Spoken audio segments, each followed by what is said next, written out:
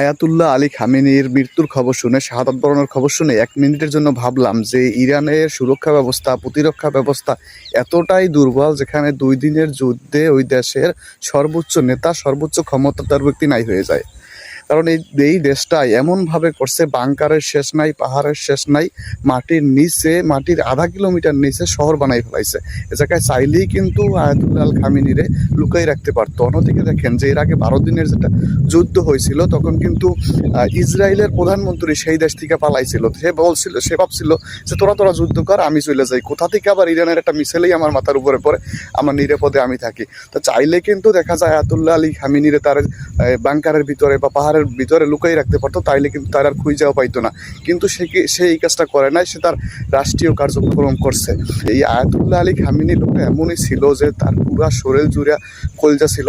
লোকটার জন্য দোয়া করবেন, আল্লাহ যেন জান্নাতবাসী করে।